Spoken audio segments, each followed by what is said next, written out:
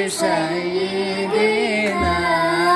محمد وآله وصحبه أجمعين صلى الله وسلم على النبي سيدنا محمد وآله وصحبه أجمعين اللهم بارك لنا في رجب وشعبان وبلغنا رمضان وحسن مقاصدنا صلى الله وسلم على النبي سيدنا محمد وآله وصحبه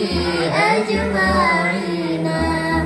Semoga salawat kita pada siang hari ini akan mendapatkan syafaatnya di yaumil akhir nanti. Amin ya rabbal alamin. Hadirin yang berbahagia, pada kesempatan ini saya akan menyampaikan tausiah yang berjudul menyiapkan diri menjadi pemimpin masa depan. Allahu Akbar. Dalam kehidupan zaman sekarang ini banyak kita temukan serba berpasang-pasangan. Ada siang, ada kanan, ada kiri, ada atas, ada bawah, ada pemimpin, ada yang dipimpin, ada pemimpin yang jujur, ada pemimpin yang tidak. Dia bilang kalau tidak jujur maka dia hancur. Pak, Bu, dan teman-teman sekalian, inilah yang terjadi di kepemimpinan zaman sekarang ini. Jarang kita temukan pemimpin yang jujur dan amanah. Rasulullah Shallallahu Alaihi Wasallam sudah banyak contohkan kepada kita. Coba kita ingat kembali dari sejarah Nabi Muhammad Sallallahu Alaihi Wasallam. Sejak kecil beliau mengembala kambing, beliau jujur, beliau membantu perdagangannya Siti Khadijah, beliau jujur, kemudian beliau diangkat menjadi Rasul, beliau tidak sombong, bahkan jujur. Selain itu, yang gak kalah hebatnya, jabatan beliau menjadi seorang pemimpin dunia, sang pembawa risalah agama Islam, beliau bersifat amanah. Hadirin yang berbahagia, Nabi bersabda, "An Ibni Umar an Nabi sallallahu alaihi wasallam annahu qala, ala kullukum ra'in wa kullukum mas'ulun an ra'iyatihi." Dari Ibnu Umar radhiyallahu an, dari Nabi sallallahu alaihi wasallam bahwasanya baginda bersabda, "Ketahuilah, setiap kalian adalah pemimpin dan setiap pemimpin akan diminta pertanggungjawaban atas yang dipimpinnya." Hadis riwayat Muslim. Kalau melihat arti hadis tersebut, betapa beratnya menjadi seorang pemimpin karena apa yang dilakukannya harus mampu mempertanggungjawabkannya baik di dunia sampai akhirat. Dan itu semua membutuhkan yang namanya kejujuran. Oleh sebab itu, marilah kita tanamkan kepada generasi kita agar di masa yang akan datang mereka menjadi pemimpin-pemimpin yang berkarakter jujur dan tentunya anti korupsi. Kok nggak tepuk tangan sih? Luar biasa. Hadirin yang berbahagia, dari awal hingga akhir dapat kita ambil kesimpulan bahwa pemimpin yang dibutuhkan negara kita adalah pemimpin yang jujur, yang pada akhirnya tercipta pemimpin yang anti korupsi. Dan insya Allah negara kita akan menjadi baldatun thayyibatun wa rabbun ghafur. Amin ya rabbal alamin. Hadirin yang berbahagia, demikianlah yang dapat saya sampaikan pada kesempatan ini. Terima kasih atas segala perhatiannya dan mohon maaf atas segala kekurangannya. Uzur maqala wa la tanzur man qala. Lihatlah perkataannya dan jangan melihat siapa yang mengatakannya. Usikum wa nafsi bittaqwallah. Wassalamualaikum warahmatullahi wabarakatuh. Waalaikumsalam warahmatullahi wabarakatuh. Takbir. Takbir. Allahu Akbar. Takbir. Shallallahu ala Nabi Muhammad. Subhanallah, luar biasa penampilan pertama ya. Bapak Ibu hadirin, melangkah ke peserta berikutnya, silakan Pak. Ya, baik Bapak Ibu dan Dewan Juri yang dirahmati Allah, serta teman-teman yang berbahagia. Selanjutnya kita akan menyaksikan penampilan kedua dari adik Fikri Ardiansyah. Kepada adik Fikri Ardiansyah, waktu dan tempat dipersilakan. Dewan juri yang terhormat, hadirin yang sama-sama dirahmati Allah. Inilah peserta lomba musabaqah ceramah yang kedua, yaitu Fikri Ardiansyah. Assalamualaikum warahmatullahi wabarakatuh. Alhamdulillahi rabbil alamin wa bihi nasta'in wa ala umuri dunya waddin wassalatu wassalamu ala asrafil anbiya'i wal mursalin wa ala alihi wa sahbihi ajma'in. Amma ba'du. Yang terhormat Dewan Juri yang bijaksana, hadirin yang berbahagia, dan teman-teman yang saya cintai. Segala puja marilah kita panjatkan kepada Yang Maha Kuasa. Segala puji marilah kita panjatkan kepada Yang Maha Suci. Rasa syukur kita panjatkan kepada Asyakur yang telah memberikan kita ribuan nikmat. Lebih khusus nikmat yang paling agung, yang mulia, yaitu nikmat iman dan nikmat Islam, serta nikmat-nikmat yang lain hingga tidak dapat terhitung nikmatnya. Sebagaimana firman Allah Subhanahu wa taala yang berbunyi, Bismillahirrahmanirrahim, wa in ta'uddu nikmatallahi la tuhsuha. Dan jika kamu menghitung nikmat-nikmat Allah, niscaya kamu tidak akan dapat menemukan jumlahnya. Dan salah satu nikmatnya, kita dapat berkumpul di tempat di acara lomba ini dalam memperingati Isra wal Mi'raj Nabi Muhammad Sallallahu Alaihi Wasallam, dan teriring pula kepada keluarganya, para sahabatnya, dan para pengikutnya, dan kita selaku umatnya yang rindu akan perjumpaannya serta mengharapkan syafaatul uzma di akhirat nanti. Amin amin ya rabbal alamin. Pada kesempatan ini, izinkanlah Al-Fakih untuk menyampaikan sebuah pidato yang berjudul Membangun Generasi Qurani.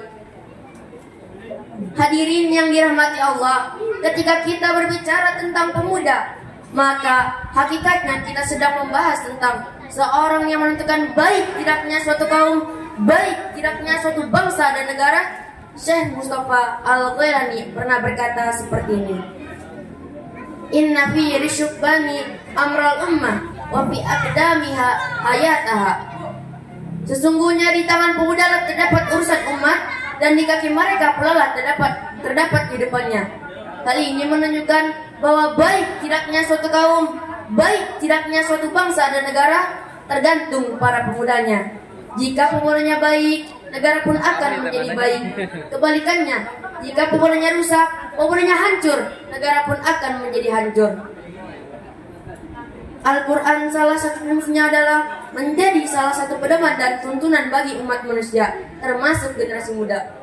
Lalu, dalam siklus kehidupan manusia, usia muda adalah usia produktif dan energi. Ada banyak harapan dan ungkapan yang diberikan oleh para tokoh kepada generasi muda.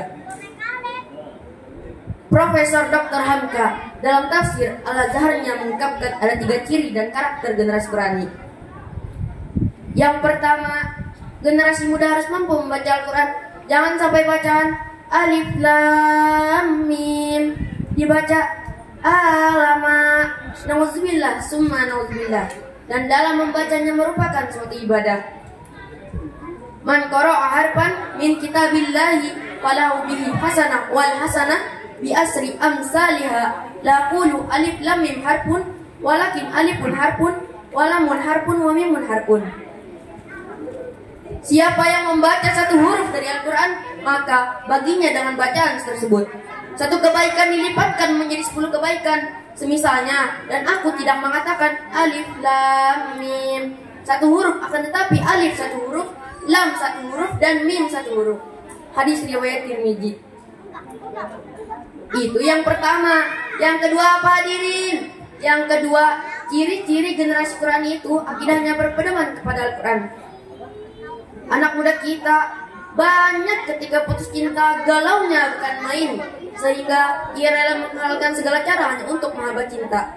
Contohnya, Maba kita menyalahgunakan ilmu-ilmu sampai-sampai melanggar syariat agama. Itulah salah satu penyebab akhirnya mereka mulai rusak. Intinya cuma satu, zaman boleh bertukar, tapi akidah tak boleh tertukar. Waktu boleh berganti, tapi iman tak boleh berganti. Yang ketiga, setiap anak muda akhlaknya harus berpedoman kepada Al-Quran. Anak muda bukan hanya sekedar generasi, melainkan bibit-bibit yang akan meneruskan peradaban hingga akhir zaman. Zaman yang dinamis bukan berarti alasan untuk mundur, akan tetapi menjadi sebuah semangat dan bangkit untuk mendalami Al-Quran dengan tepat dan bijak. Oleh karena itu, seluruh orang tua, terutama yang ada di sini, mari kita bina anak-anak kita agar menjadi generasi yang Qurani. Hadirin yang berbahagia, jadi kesimpulannya adalah untuk membentuk generasi Qurani di era digitalisasi ini kita perlu 3 cara, yaitu 1. Generasi muda harus mampu membaca Al-Quran. Yang kedua, generasi Qurani itu akidahnya berpedoman kepada Al-Quran. Yang ketiga, setiap anak muda akhlaknya harus berpedoman kepada Al-Quran. Demikian pidato yang dapat saya sampaikan. Kurang lebihnya mohon maaf. Terima kasih atas perhatiannya.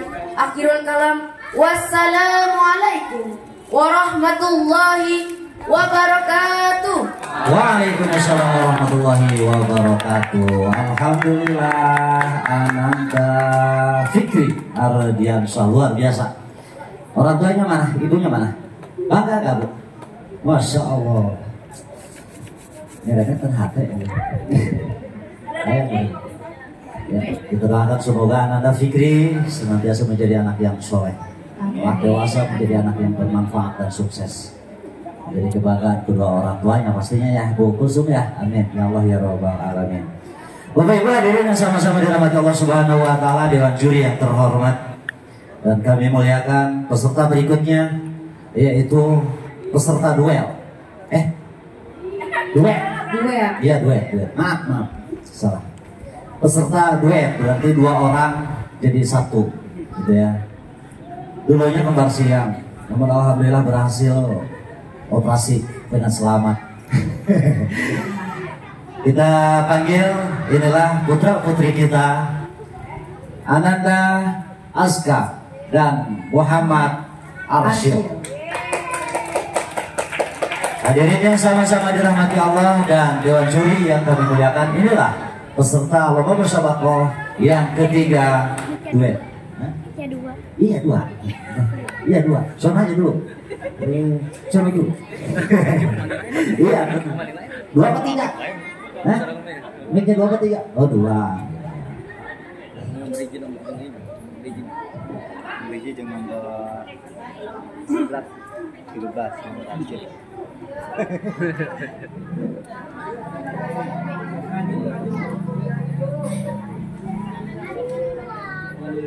Bismillahirrahmanirrahim. Assalamualaikum warahmatullahi wabarakatuh. Waalaikumsalam warahmatullahi wabarakatuh. Alhamdulillah wa syukrulillah, hamdan bila ghaya, syukran bila nihaya. Allahumma salli wa sallim wa barik ala ali wa sahbihi ajma'in. Amma ba'du. Nurahim di majlis taklim, kama nurahim di majlis taklim. Hadirin ajam hadirat, tuan-tuan dan puan-puan. A'udzu billahi minasy syaithanir rajim. Bismillahirrahmanirrahim. Walladzina yu'zunal mu'minina wal mu'minati bighairi maktasabu faqad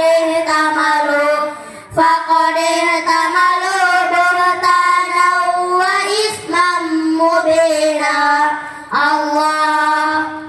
Quran surat Al-Ahzab ayat 58. Dan orang-orang yang menyakiti orang-orang mukminin dan mukminat tanpa kesalahan mereka perbuat, maka sesungguhnya mereka memikul kebohongan dan dosa yang nyata. Allahu Akbar. Diriwayatkan dari Abdullah bin Umar radhiyallahu anhu, ia berkata, Saya pernah mendengar Rasulullah SAW bersabda, setiap muslim adalah saudara bagi muslim lainnya.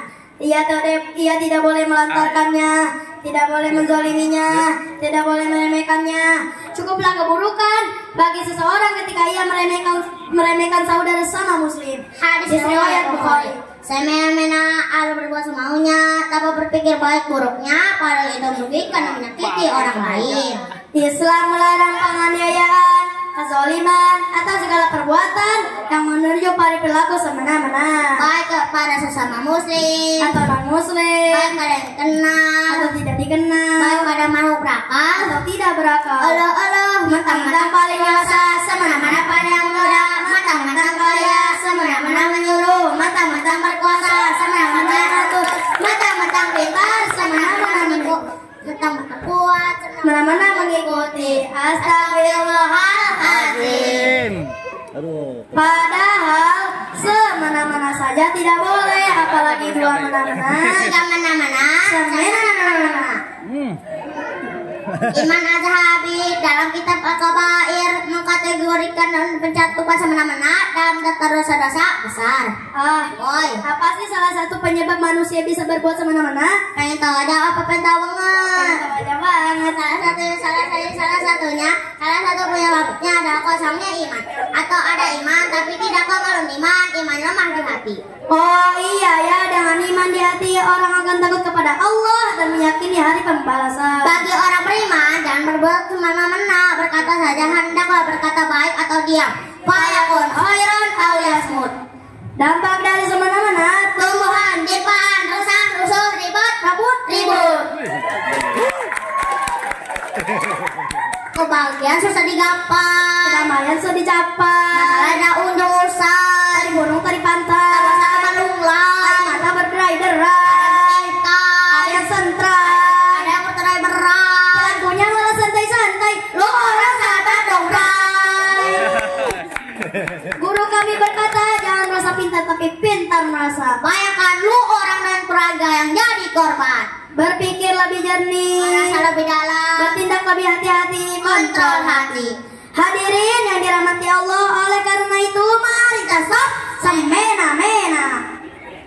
Angkatan muslim, semena-mena, cakap-cakap tak boleh, semena-mena bikin celaka, besarlah dosanya, ayo tobat, minta maaf, semena-mena bikin celaka, menyesal akhirnya. Wallahu a'lam, ihdinas siratal mustaqim. Gambar pandang pakai sumpit, gambar gantang mohon pamit.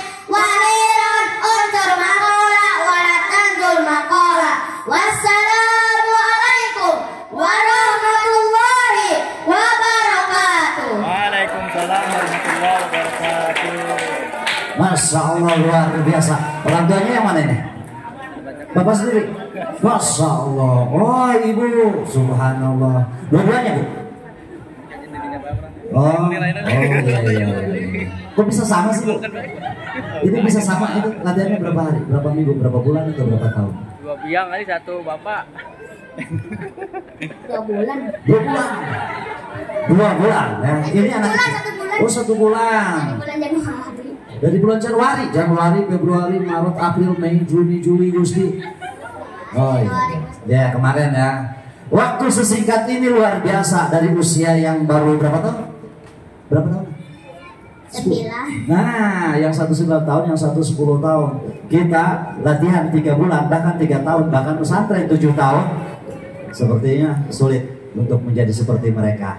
Inilah salah satu mungkin tujuan daripada jajaran panitia untuk menggali potensi generasi. Insya Allah generasi muda ini, generasi kita ini akan menjadi penerus guru-guru kita, meneruskan perjuangan ulama-ulama kita. Amin ya Allah ya Rabbal Alamin. Terima kasih, terus semangat ya, belajar terus.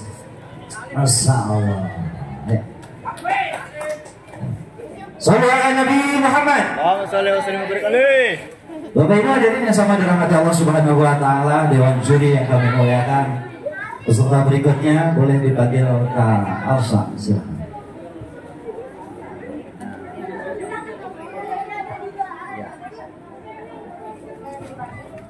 Baik Bapak Ibu dan Dewan Jurni yang dirahmati Allah, selanjutnya kita akan melaksanakan atau melanjutkan penampilan dari Ananda Azkia Al-Mahira. Untuk Ananda Azkia Al-Mahira, waktu dan tempat dipersilakan. Hadirin yang sama-sama dirahmati Allah, Dewan Juri yang kami muliakan, inilah peserta musabaqah ceramah nomor keempat, yaitu Ananda Azkia Amanda. Silakan. Air beriak tanda tak dalam, air tenang menghanyutkan. Dan saya mengucapkan salam untuk hadirin sekalian. Assalamualaikum warahmatullahi wabarakatuh. Waalaikumsalam warahmatullahi wabarakatuh. Daun petai, daun jambu, dihijikan dan daun salam. Atuh, ibu-ibu, bapak-bapak, si semangat jawab salamna. Assalamualaikum warahmatullahi wabarakatuh. Waalaikumsalam warahmatullahi wabarakatuh. Alhamdulillahirabbil alamin wa bihi nasta'in. Ala umur dunya waddin wassalatu wassalamu ala asrofil anbiya'i wal mursalin wa ala alihi wa ashabihi ajmain. Amma ba'du. Yang terhormat para ustadz dan ustazah serta para tamu undangan sekalian. Pertama-tama, marilah kita panjatkan puja dan puji syukur kepada Allah yang telah memberikan kita banyak nikmat. Di antaranya nikmat iman, nikmat Islam, serta kesehatan. Sehingga kita dapat berkumpul di tempat yang penuh barokah ini. Salawat berhingga salam, marilah kita sanjungkan kepada Al-Mustafa, sang putra padang pasir, junjungan nabi besar kita, Habibana wa Nabiyana Muhammad sallallahu alaihi wasallam, yang telah menaungi para umatnya dari zaman kegelapan menuju zaman kebenaran di bawah naungan dinul Islam. Hadirin rahimakumullah, pada kesempatan kali ini saya Azkia Al-Mahira dari Majelis Taklim Al-Mabrur di Bogor akan menyampaikan pidato singkat tentang keutamaan sholat. Sebelum itu, saya ingin bertanya, apa sih sholat itu? Ada yang tahu? Tidak tahu. Sebelum saya membahas tentang keutamaan sholat, marilah kita membaca sholawat tentang sejarah diturunkannya sholat. Di suatu malam di bulan Rajab, Allah memanggil Nabi Muhammad untuk menerima wahyu sholat sehari semalam 17 rakaat dari Masjidil Haram ke Masjidil Aqsa, dari Masjidil Aqsa ke Sidratul Muntaha. Subuh 2 rakaat, maghrib zuhur asar 4, maghrib 3, isya 4. Jangan sampai lupa tanggal 27 di bulan Rajab, mari kita peringati itu Isra Mi'raj. Mari kita peringati itu Isra Mi'raj. Nah, hadirin semua, sholat adalah tiang agama. Dalam Islam, sholat diibaratkan sebagai tiang sebuah bangunan.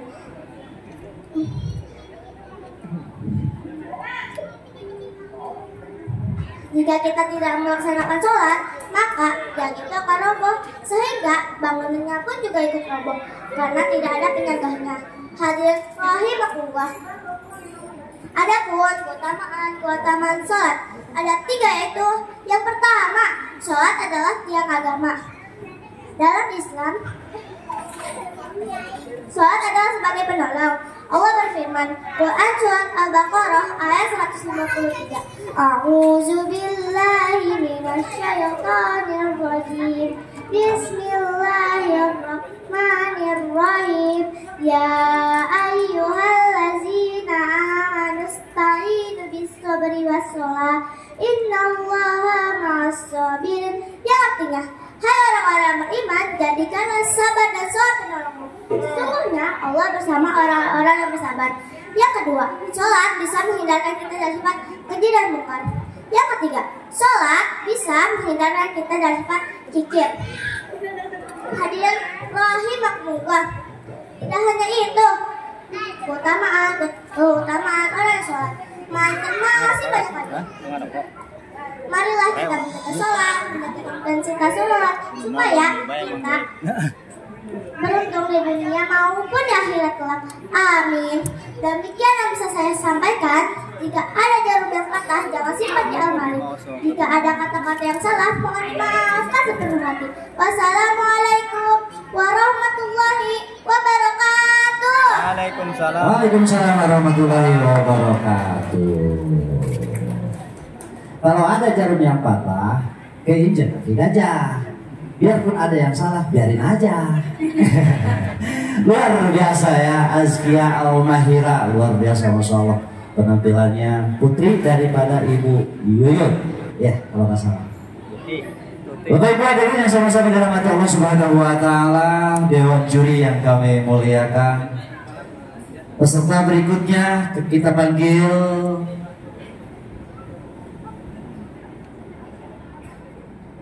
silahkan dipanggil. Afia Lisyan Fatin. Kepada adik Afia Lisyan Fatin, waktu dan tempat dipersilakan.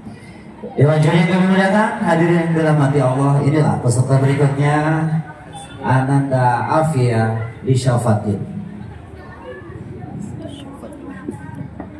Assalamualaikum warahmatullahi wabarakatuh.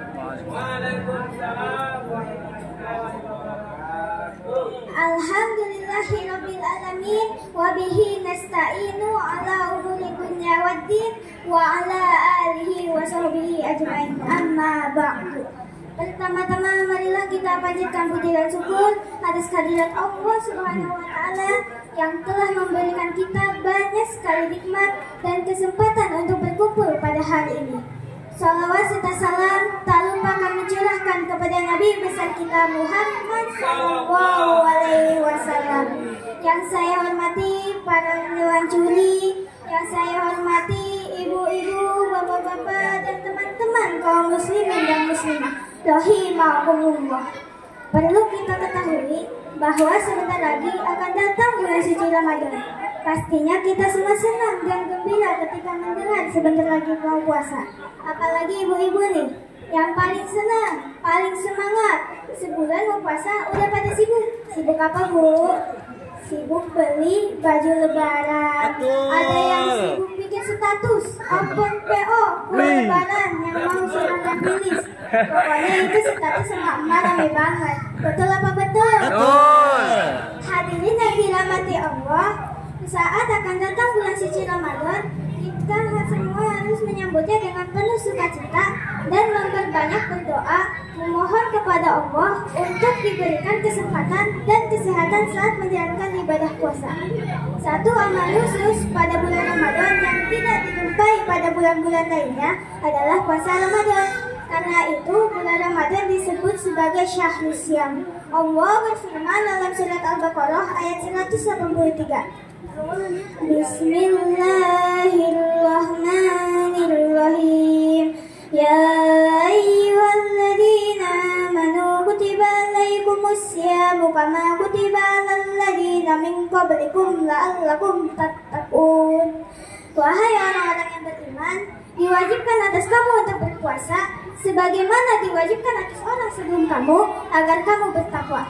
Hadirin yang dirahmati Allah, berjumpa dengan bulan Ramadan adalah nikmat yang besar, nikmat yang mulia yang Allah berikan kepada kita. kita tidak tahu. Boleh jadi Ramadan tahun ini adalah Ramadan terakhir kita. Oleh karena itu, menjadi kewajiban kita seorang muslim yang menyadari hal ini untuk meningkatkan kesungguhan kita dalam mengisi bulan Ramadan dengan berbagai macam ibadah dan amal soleh. Yang jarang ngaji di bulan Ramadan lebih rajin ngajinya. Yang jarang sedekah di bulan Ramadan banyakin sedekahnya. Bapak-bapak yang jarang salat di masjid di bulan Ramadan lebih rajin salat berjamaah di masjid. Ini mah abis sholat tarawih yang tadarus kebanyakan bocah. Bapak-bapaknya gak tahu pada kemana. Betul. Ada seorang bapak yang nyuruh anaknya ngaji. Din, tadi main HP dulu. Sholat ngaji kamu sholat, tadi senang sama teman-teman kamu. Anak sekarang pinter pak, bisa nyautin. Bapak aja gak ngaji, nyuruh anaknya ngaji. Loh, bapak dulu 9 tahun ngaji. Sekarang bapak udah tua, udah capek. Anaknya lari keluar sambil ngomong, "Bapak gelo." Astagfirullah. Anak itu jangan cuma nyuruh pak, tapi berikan contoh yang baik. Atau diajakin anaknya untuk ngaji bareng, sholat bareng. Dan jangan lupa setiap selesai sholat, doakan anak, bacakan surat Al-Fatihah khususkan untuk anak. Khususon Udin bin Makudin semoga menjadi anak yang soleh. Al-Fatihah. Contoh. Insya Allah anak ibu bapak menjadi anak yang soleh-soleh. Amin ya rabbal alamin. Hadirin yang dirahmati Allah, jadi di bulan Ramadan ini semua amal ibadahnya dilipat gandakan hingga 700 kali lipat. Belum lagi dikasih bonus Lailatul Qadar yang nilainya lebih baik dari 1000 bulan. Kapan lagi coba beribadah sebaik itu kalau bukan di bulan Ramadan? Tapi selain itu Allah juga melipat gandakan dosa-dosa yang diperbuat pada bulan Ramadan. Hati-hati ini, jangan sampai di bulan Ramadan menumpuk dosa. Daripada berbuat dosa, lebih baik tidur, karena tidurnya orang berpuasa adalah ibadah. Suatu hadis mengatakan, "Naumus shaimi ibadatun wa sumtuhu tasbihun wa amaluhu mudha'afun wa du'a'uhu mustajabun wa dambuhu maghfurun." Tidurnya orang berpuasa adalah ibadah, diamnya adalah tasbih, amal ibadahnya dilipat gandakan, doanya dikabulkan, dan dosanya diampuni. Hadis riwayat Baihaqi. Hadirin yang dirahmati Allah, marilah kita isi bulan Ramadan yang bisa menambah pahala. Membaca Al-Quran, berzikir, bersedekah, iktikaf di masjid, sholat sunnah, dan melakukan aktivitas yang bermanfaat. Semoga tahun ini kita semua bisa berjumpa dengan bulan Ramadan. Amin ya rabbal alamin. Sebelum saya akhiri, marilah kita bersalawat untuk baginda kita Muhammad sallallahu alaihi wasallam.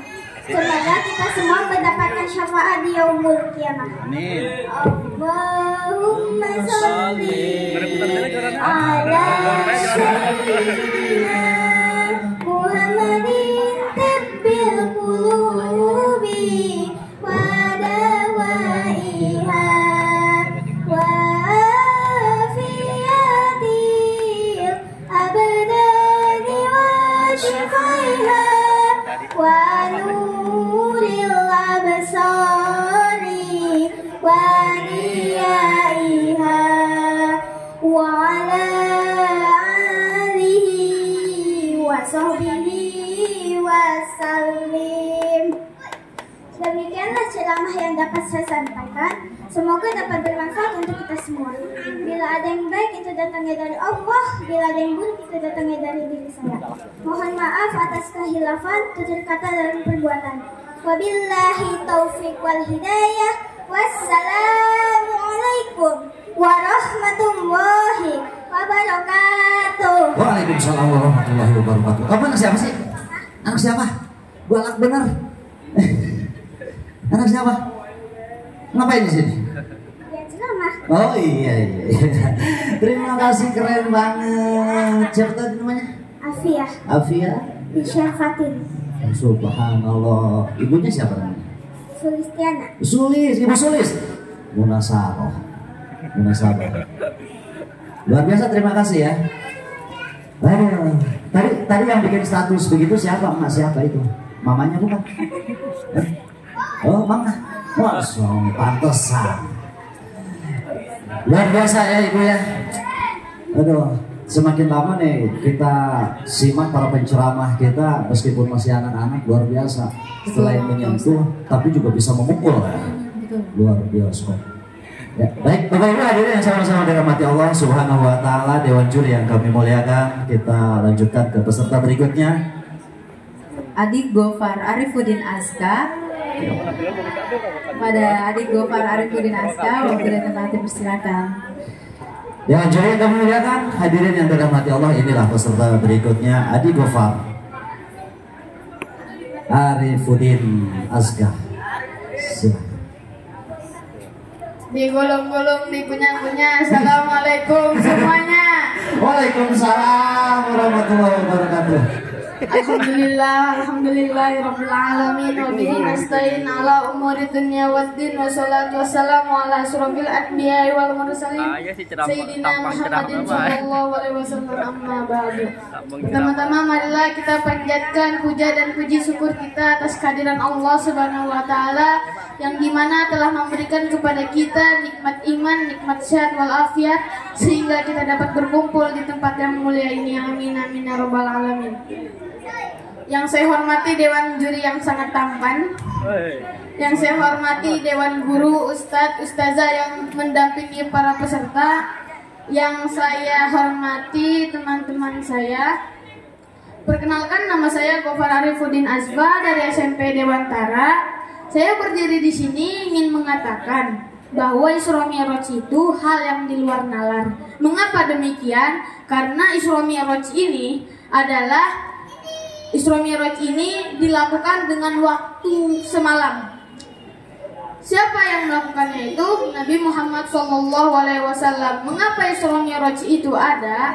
Karena saat itu Rasulullah SAW sedang bersedih karena kehilangan dua orang tercinta, yakni istri dan paman yang melindungi dan yang menyupport. Hadirin yang dirahmati oleh Allah Subhanahu wa taala. Isra Mi'raj itu apa sih? Isra Mi'raj itu terbagi menjadi dua kata. Isra, perjalanan Nabi Muhammad SAW dari Masjidil Haram ke Masjidil Aqsa. Sedangkan Mi'raj itu dari Masjidil Aqsa ke Arsy, tempat Allah bersinggah. Nabi Muhammad SAW ke sana menggunakan apa? Motor GP, motor Aerox, apa-apa? Bukan. Nabi Muhammad SAW melakukan perjalanan Isra Mi'raj itu menaiki buruk, tapi bukan ibu-ibu naik Aerox. Buruk ini semacam kuda bersayap, warnanya putih, bukan setinggi kuda dewasa, tidak setinggi keledai dewasa. Kecepatan buruk berapa? 140 km per jam. Oh tidak.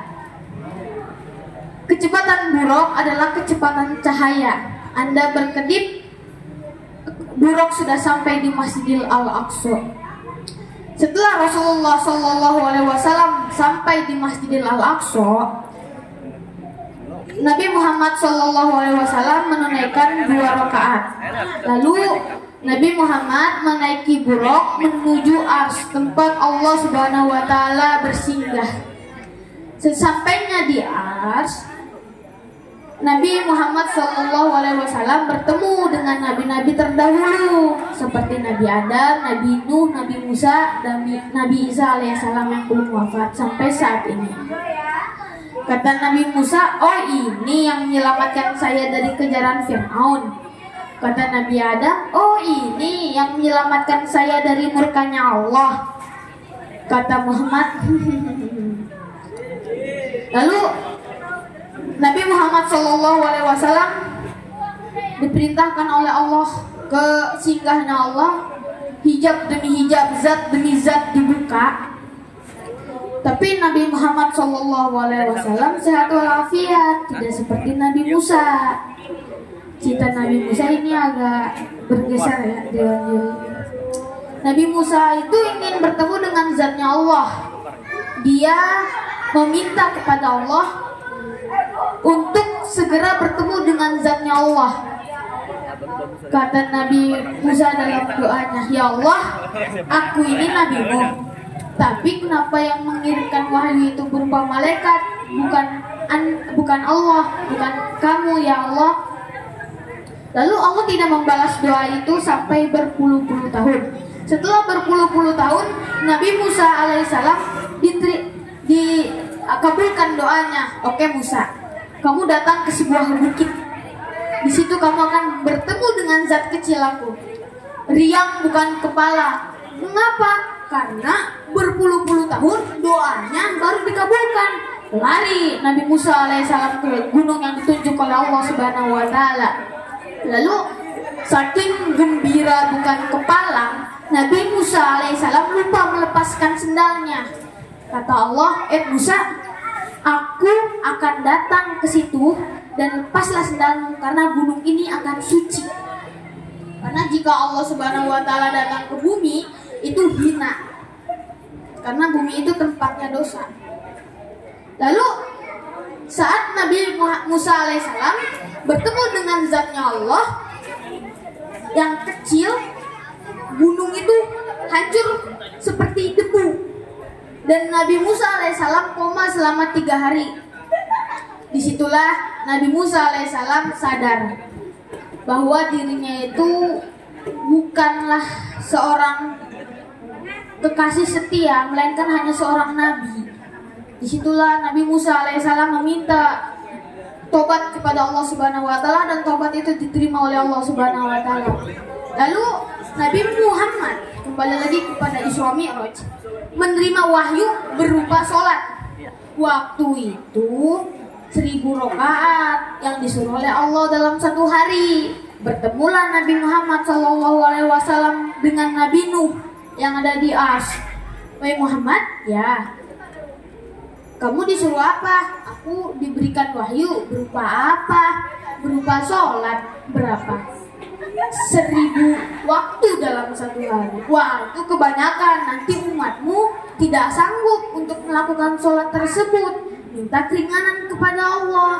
Nabi Muhammad SAW menemukan Allah, berjumpa dengan Allah, meminta keringanan kepada Allah Subhanahu wa taala. Lalu Nabi Muhammad SAW datang lagi kepada Nabi Nuh. Kata Nabi Nuh, "Apa? Wahai Muhammad, berapa yang kamu minta keringanannya?" 50. "Wah, kurang. Minta lagi keringanan oleh Allah Subhanahu wa taala. Umatmu tidak akan sanggup melakukan sholat tersebut. 50 waktu dalam 1 hari. Minta lagi keringanan." Lalu Nabi Muhammad SAW datang berjumpa dengan Allah kembali, minta keringanan. Berapa? 10. Dikasih oleh Allah Subhanahu wa taala. Berjumpa lagi dengan Nabi Nuh. Sebenarnya ini bolak-balik, bertemu Nabi Nuh, Allah, bertemu Nabi Nuh, Allah. Lalu bilang berapa? 50. Kurang. Minta lagi keringanan oleh Allah. 5 waktu dikasih oleh Allah Subhanahu wa taala. Datang ke Nabi Nuh, 5 waktu. Oh, itu kurang. Nabi Muhammad SAW sadar diri bahwa dirinya malu. Dia itu tamu yang datang ke Ars, tempat Allah bersinggah. Lalu Nabi Muhammad SAW pamit kepada Nabi Nuh untuk pergi ke Mekah. Lalu, ya sudah kalau itu menurutmu. Lalu Nabi Muhammad SAW turun ke Masjidil Haram, lalu menunaikan 2 rakaat sholat subuh. Dan Nabi Muhammad SAW menceritakan Isra Mi'raj itu terjadi dalam waktu semalam, menaiki buruk, bertemu dengan Allah Subhanahu wa taala. Tidak ada sahabat yang percaya kepadanya, tapi ada 1 sahabat yang percaya kepada Nabi Muhammad SAW. Makna yang bisa kita ambil dalam pelajaran ini, pertama, Nabi Muhammad SAW datang ke surga untuk menerima wahyu berupa apa? Berupa sholat. Yang kedua, kenapa Isra Mi'raj ada? Yang pertama, saya sudah mengatakan bahwa Nabi Muhammad dalam keadaan bersedih dan Allah mengundangnya ke ars. Mungkin sekian, ada kata salah banyaknya, mohon maaf. Billahi taufiq wal hidayah. Wassalamualaikum warahmatullahi wabarakatuh. Waalaikumsalam.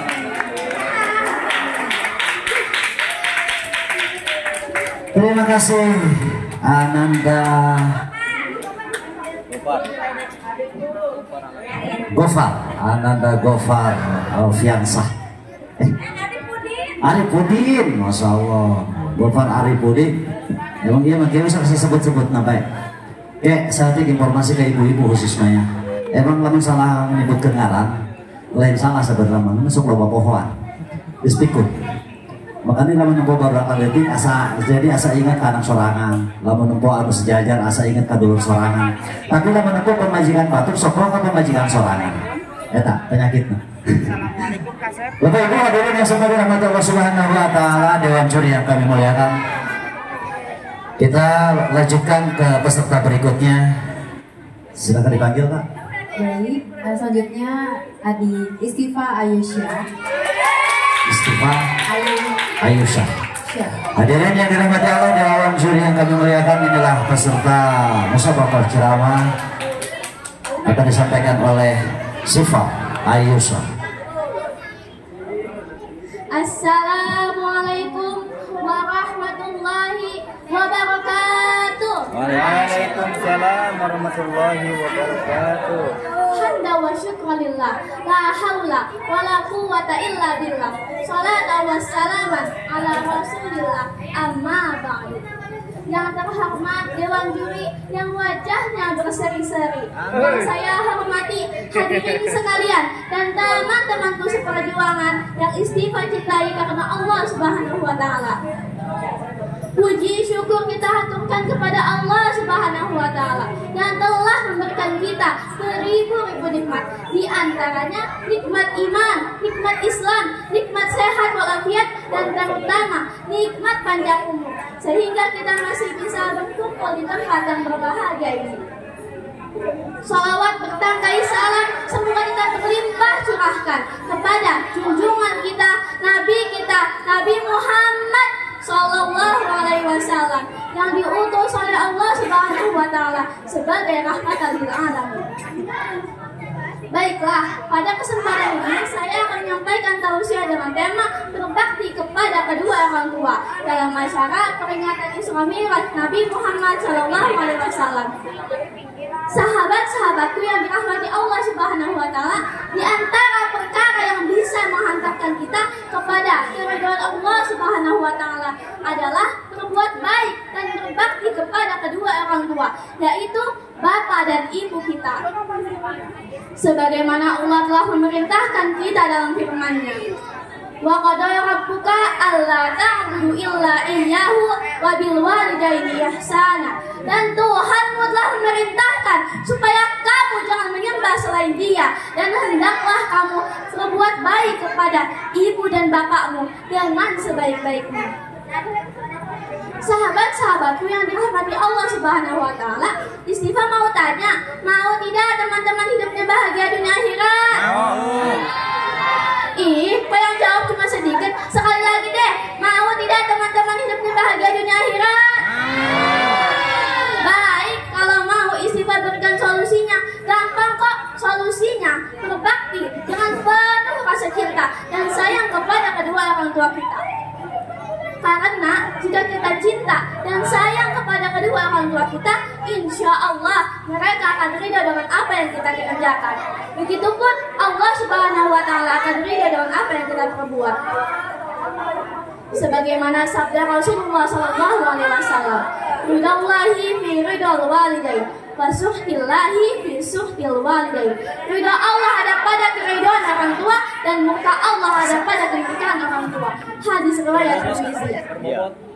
Sahabatku semua, sebagai anak wajib berbakti kepada kedua orang tua, kepada ayah yang sudah bekerja keras banting tulang siang dan malam tanpa lelah.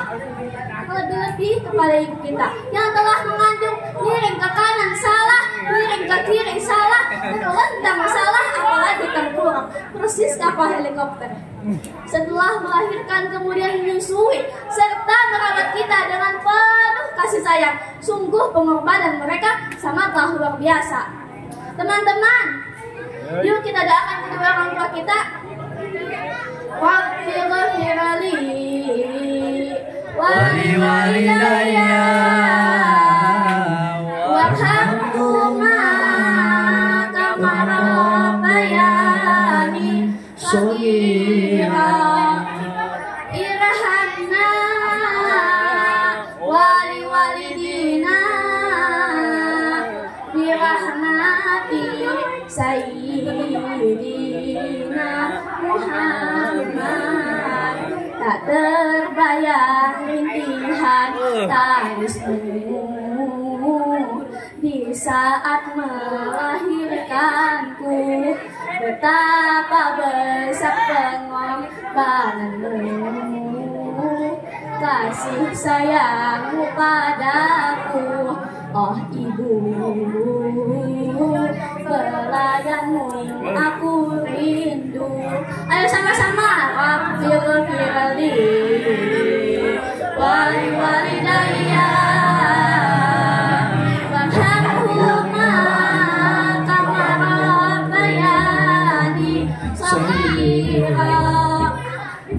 Inilah yang dapat Istighfar sampaikan. Mohon maaf bila ada kekurangan. Jika ada ucapan yang patah, jangan simpan di dalam peti. Jika ada perkataan yang salah, jangan simpan di dalam hati.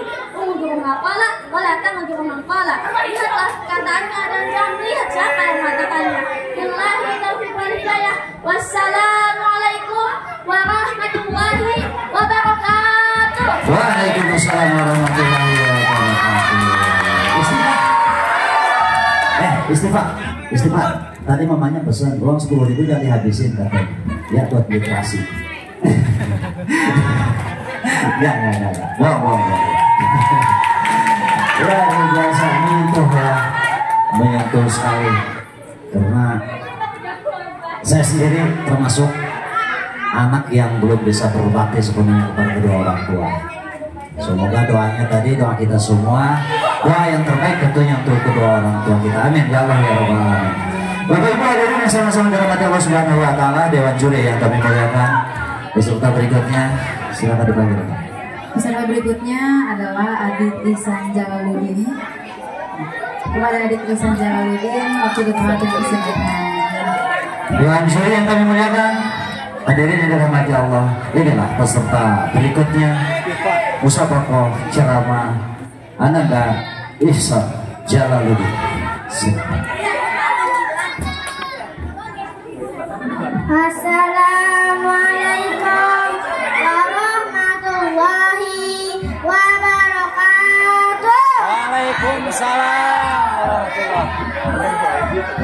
Hijau-hijau daun sawi,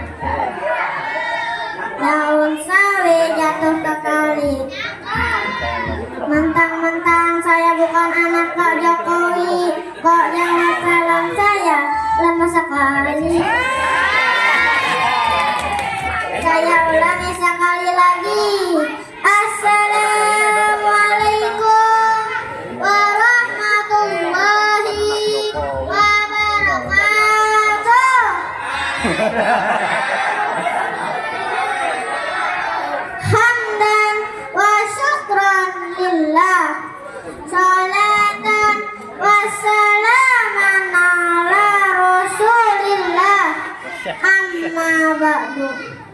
Dewan juri yang saya hormati dan hadirin rahimakumullah, puji syukur kehadirat Allah Subhanahu wa taala yang telah memberikan kita nikmat sehingga kita bisa berkumpul di tempat yang mulia ini. Salawat serta salam semoga senantiasa tercurahkan kepada Baginda Agung Muhammad sallallahu alaihi wasallam. Hadirin rahimakumullah, saya akan menyampaikan tema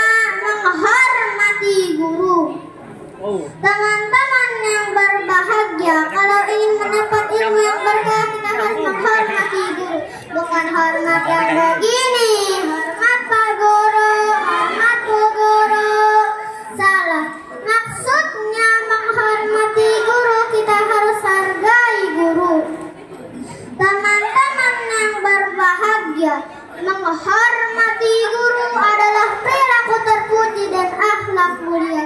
Bapak-bapak, hingga kita tahu kalau huruf ihsan berdiri tegak, bukan bengkok, betul tidak? Bapak-bapak, ibu-ibu rahimakumullah, Profesor boleh bangga dengan kepala botaknya. Presiden, dokter, tentara, polisi boleh bangga dengan profesinya. Tapi tanpa seorang guru kita tidak akan tahu apa-apa. Rasulullah Shallallahu Alaihi Wasallam bersabda, "Wa man tawaddahu iman ta'allamuna minhu." Artinya, tawaduklah kalian terhadap yang mengajari kalian. Jadi kesimpulannya, hormati gurumu, hargai gurumu, niscaya ilmumu akan mendapat berkah. Jalan-jalan ke Taman Tugu, jangan lupa membeli jagung. Kalau ingin hidup berilmu, adab kepada guru harus dijunjung. Demikian yang bisa Ihsan sampaikan. Semoga bermanfaat bagi kita semua. Wabillahi taufiq wal hidayah. Wassalamualaikum warahmatullahi wabarakatuh. Waalaikumsalam warahmatullahi wabarakatuh. Ihsan. Baik Bapak Ibu, baru saja kita menyaksikan penampilan dari Ihsan Jalaluddin. Selanjutnya kita akan lanjut ke penampilan selanjutnya, yaitu penampilan dari adik Jidan Maulana. Adik Jidan Maulana, wakil para kita silakan. Yang juri yang kami muliakan, hadirin yang dirahmati Allah, inilah peserta berikutnya lomba atau musabaqah ceramah akan disampaikan oleh Ananda Jidan Maulana. Di kumur-kumur, di kunyah-kunyah. Cakep. Assalamualaikum semuanya. Waalaikumsalam. Kurang kompak ulangi ah. Kalau ingin makan ketupat, makanlah selagi hangat. Kalau ingin mendapatkan rahmat, jawablah salam saya dengan penuh semangat. Siap. Assalamualaikum warahmatullahi wabarakatuh. Waalaikumsalam warahmatullahi wabarakatuh. Alhamdulillahirabbil alamin. Wa bihi nasta'in wala umuri dunya waddin. Wassalatu wassalamu ala asrofil anbiya'i wal mursalin Sayyidina Muhammadin wa ala alihi wa sahbihi ajma'in, amma ba'du. Pertama-tama yang paling utama, marilah kita panjatkan puji syukur atas kehadiran Allah Subhanahu wa Ta'ala yang telah memberikan rahmatnya sehingga kita masih berkumpul di tempat ini dengan keadaan sehat walafiat. Dan marilah kita bersalawat pada junjungan alam Nabi besar Muhammad dengan membaca Allahumma sholli ala Sayyidina Muhammad wa ala ali Sayyidina Muhammad. Semoga kita salawat kepadanya mendapatkan syafaat yaumil mahsyar nanti. Amin amin ya rabbal alamin. Bapak Ibu Dewan Juri yang dimuliakan Allah Subhanahu wa Ta'ala, izinkan saya pada hari ini untuk berpidato tentang Islam rahmatil lil alamin. Islam adalah agama yang rahmatil lil alamin, yang artinya memberikan rahmat di dunia maupun di akhirat. Agama yang indah ajarannya dan tidak susah. Banyak orang-orang yang mudah mengerjakannya. Bahkan Rasulullah Shallallahu Alaihi Wasallam pernah diutus oleh Allah Subhanahu Wa Taala untuk memberikan rahmat. Tapi bukan rahmat yang dimaksud, bukan ajaran Islamnya saja, tapi sosok kepribadian dia juga merupakan rahmat. Bagaimana Allah telah berfirman di surat Al-Ankabut ayat 7 yang berbunyi, Bismillahirrahmanirrahim. Wa ma arsalnaka illa rahmatan lil alamin. Bapak Ibu Dewan Juri yang dimuliakan Allah Subhanahu wa Ta'ala, kenapa pada ayat ini Allah mengatakan rahmat lil alamin? Karena Allah memberikan rahmat untuk makhluk yang ada di bumi bumi, yaitu manusia, hewan, tumbuhan, jin dan lain-lain sebagainya. Islam turun dari zat yang maha mulia, dari Allah Subhanahu wa Ta'ala. Islam hadir dalam berbagai keunggulan, sebagaimana kita ketahui bahwa Indonesia adalah agama Islam terbesar di dunia dengan penduduk 253 juta per tahun 2021. Bagaimana Allah telah menciptakan manusia dari fitrah, manusia akan menjadi khalifah fil ard, pemimpin di muka bumi. Oleh karena itu, meskipun banyak orang-orang yang masih hidup dengan perjalanan yang penuh banyak tantangan, kita harus berpegang di jalan Allah. Sebagaimana Allah telah berfirman di surat At-Tin ayat 4 yang berbunyi, Bismillahirrahmanirrahim. Laqad khalaqnal insana fi ahsani taqwim. Yang artinya, sesungguhnya kami telah menciptakan manusia dalam bentuk sebaik-baiknya. Mengapa pada ayat ini Allah menciptakan manusia dari keistimewaan? Agar kita mampu berjalan di jalan yang Allah yang benar, agar kita mampu mempelajari Islam rahmatil lil alamin, Islam yang indah, Islam yang penuh kasih sayang, Islam yang damai. Imam Tirmidzi dalam hadis Sunan At-Tirmidzi juz 3 halaman 388 pernah berkata, sayangilah apa yang ada di muka bumi, maka kamu akan disayangilah apa yang ada di langit-langit. Bapak, Ibu, jemaah yang dimuliakan Allah Subhanahu wa Ta'ala, terima kasih telah mendengarkan pidato saya pada hari ini. Mohon maaf atas kesalahannya. Jangan sampai jatuh. Bila topik hidayah. Wassalamualaikum warahmatullahi wabarakatuh. Waalaikumsalam warahmatullahi wabarakatuh. Ini agak beda ini satu nih. Diteriaki dari sana, seruan yang bangga. Ya. Jidan, mana suaranya? Jidan, Jidan. Itu teriakan kebanggaan buat Jidan. Itu baru teman-temannya yang sama gurunya, apalagi kedua orang tuanya. Senang banget. Alhamdulillah. Ini makasih Jidan. Baikkan, terima kasih Baikkan. Masya Allah. Berubah jadi satria baja hitam. Alhamdulillah, itulah tadi penampilan Ananda Jidan, putra dari Bapak Ustadz Agus Suherman Adasuki SPDI, juga alhamdulillah siswa dari SMPT Dewantara. Bapak Ibu adalah bersama-sama dalam hati Allah Subhanahu wa Ta'ala. Dewan juri yang kami muliakan, kita berlanjut ke peserta berikutnya. Silakan dipanggil. Untuk peserta selanjutnya yaitu adik Karisti Dwi Anissa. Pada adik Karisti Dwi Anissa, waktu dan tempat dipersilakan. Dewan juri yang dimuliakan Allah. Nah ini dia. Silakan pilih. Siapa nih?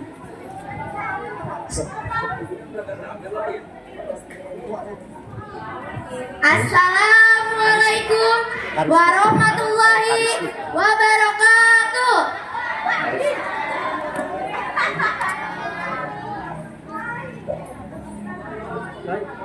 Pak, Bu, saya ada pantun nih. Nanti jawab cakep ya. Daun salam, daun salam. Yang jawab salam semoga masuk surga. Saya ulangi sekali lagi. Assalamualaikum warahmatullahi wabarakatuh.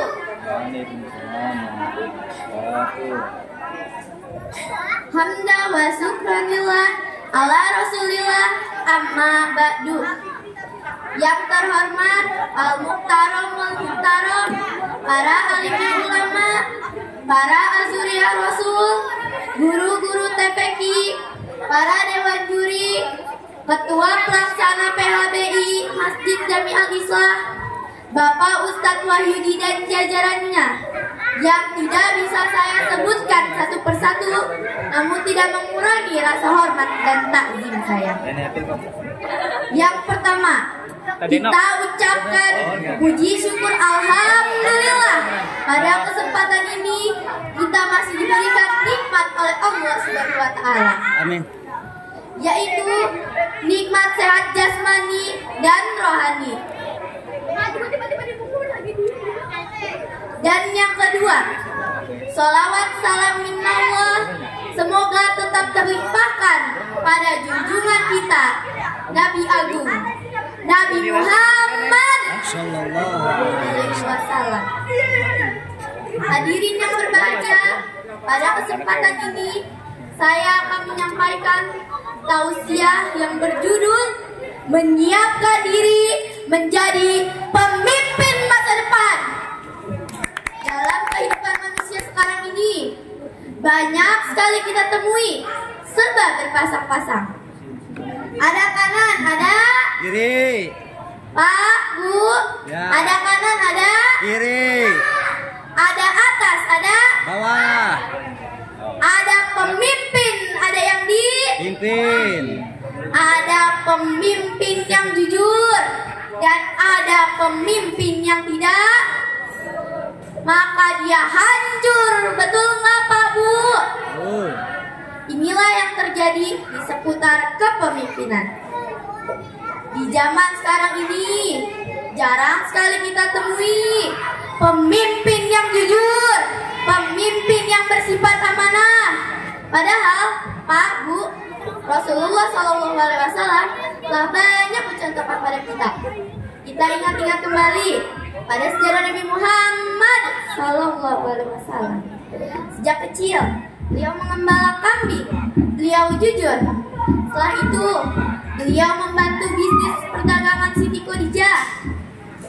Kemudian beliau diangkat menjadi Rasul. Beliau tidak sombong, bahkan beliau jujur. Selain itu, yang tak kalah hebatnya, jabatan beliau adalah seorang pemimpin dunia, sang pembawa risalah agama Islam. Beliau bersifat amanah.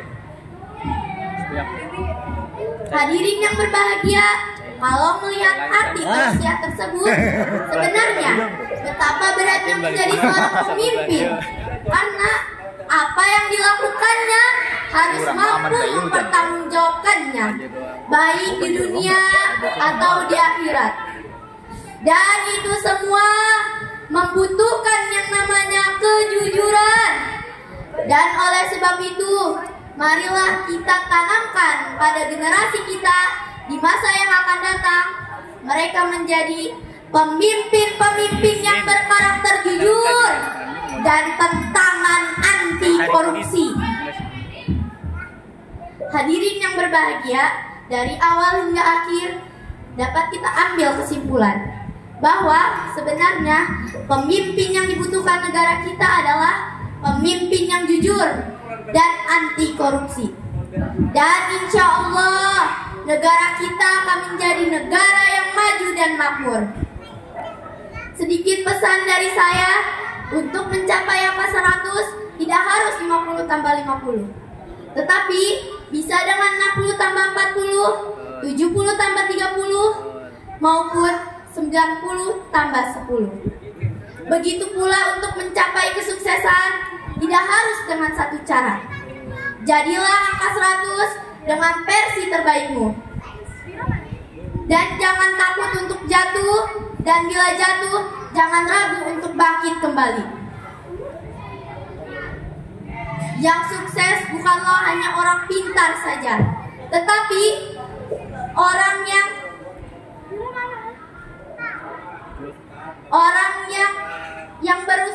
yang berusaha juga akan sukses di masa depan. Sekian dari saya. Mohon maaf bila ada salah perkataan. Wal taufiq wal hidayah. Wassalamualaikum warahmatullahi wabarakatuh. Waalaikumsalam warahmatullahi wabarakatuh. Terima kasih. Siapa tadi namanya? Karisti. Ya. Ya benar. Iya, Karisti. Karisti dan istrinya di mana? Denisti. Ini Karisti. Iya, Denisti. Oh iya. Denisti nggak ikut. Ya, terima kasih Kak Risti ya. Terima kasih juga Adinda Ustazah Lin ya, yang begitu luar biasa mendidik santri-santrinya menjadi penceramah. Amin. Mudah-mudahan sukses selalu. Siapa yang berikut? Selanjutnya kita akan saksikan bersama penampilan dari adik Muhammad Kenzi Fadilah. adik Muhammad Kenzi Fadilah. Betul. Hadirin yang dirahmati Allah dan juri yang kami muliakan, peserta berikutnya kita saksikan Ananda adik Kenzi Fadilah. Silakan.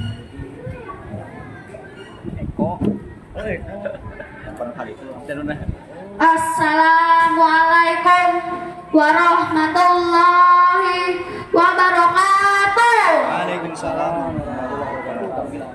Alhamdulillahirabbil alamin wa bihi nasta'inu ala umurid dunya waddin. Wassalatu wassalam ala nabiyyina Muhammad sallallahu alaihi wasallam. Puja dan puji kita panjatkan kepada Allah Subhanahu wa taala yang telah mempertemukan kita semua di acara hari ini. Shalawat serta salam jangan lupa kita panjatkan kepada Nabi Muhammad sallallahu alaihi wasallam yang telah membawa kita ke jalan yang penuh dengan cahaya. Bapak-bapak, ibu-ibu dan dewan juri yang saya cintai karena Allah, hari ini saya membawakan ceramah tentang Isra dan Mi'raj beserta hikmahnya bagi kita semua. Sebelum itu, Isra dan Mi'raj itu dibagi menjadi dua peristiwa, yaitu Isra dan Mi'raj. Isra adalah perjalanan Nabi Muhammad sallallahu alaihi wasallam dari Masjidil Haram ke Masjidil Aqsa menaiki hewan ajaib bernama Buraq.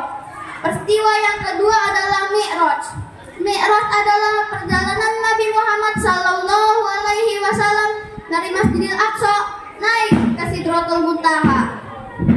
Awalnya perjalanan ini terjadi saat Nabi Muhammad sallallahu alaihi wasallam sedang ada di tahun kesedihan.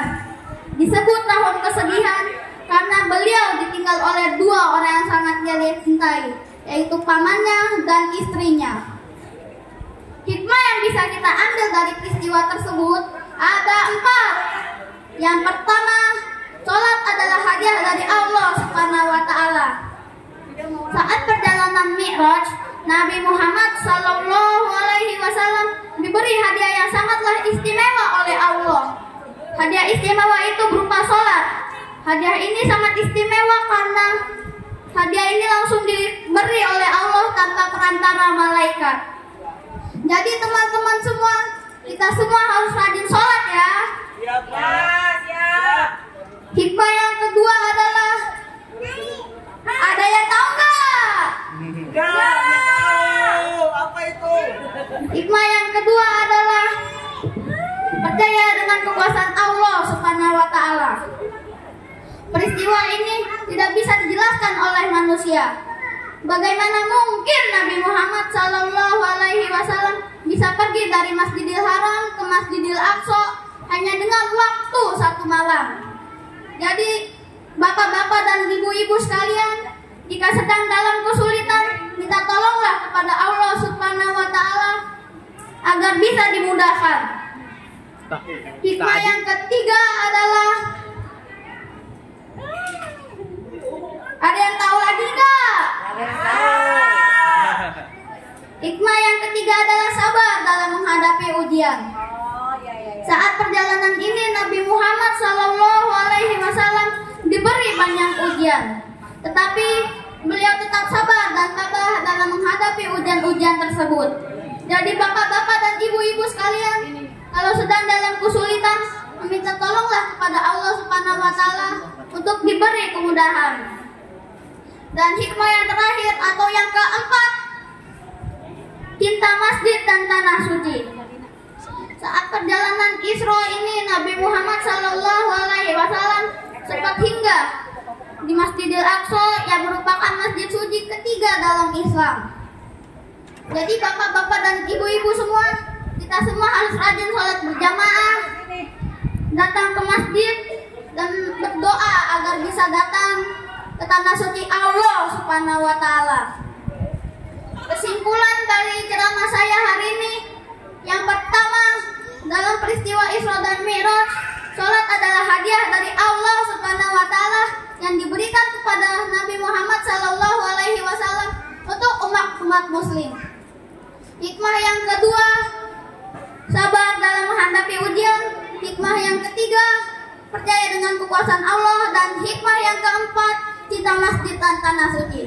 Saya sudahi ceramah saya hari ini. Walillahi taufiq wal hidayah. Wassalamualaikum warahmatullahi wabarakatuh. Waalaikumsalam warahmatullahi wabarakatuh. Terima kasih Ananda Siswanto.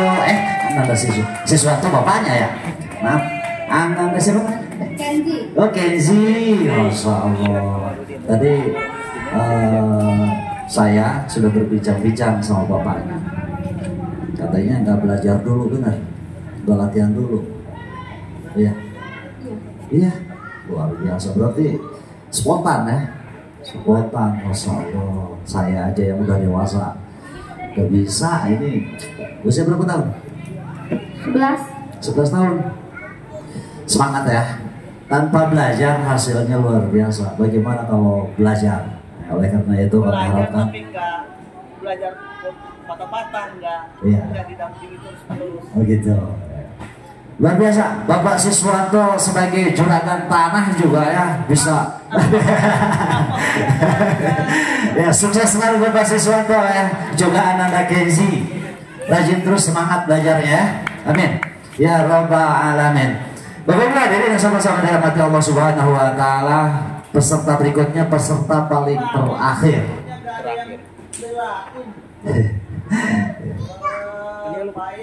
Ya peserta terakhir Ananda Sabina.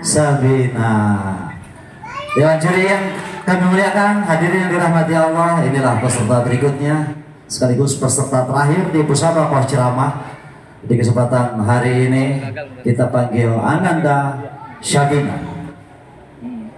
Adakah?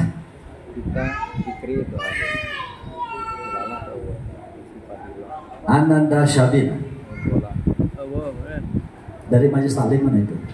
Ar-Raisan. Dari Majelis Taklim Ar-Raisan. Ar-Raisan. Bapak Ustaz Jubair.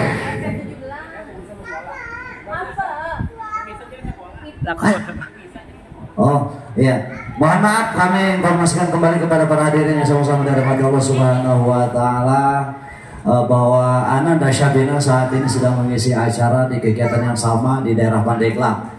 Jadi tidak bisa mengikuti kegiatan musabaqah ceramah ya di kesempatan hari ini. Oleh katanya Ananda Kenzi yang baru saja tampil tadi itu sebagai peserta terakhir di musabaqah ceramah.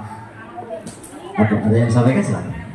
Ya berarti tadi terakhir adik Muhammad Kenzi ya. Adik Muhammad Kenzi yang juga luar biasa ya. Betul sekali. Boleh mereka.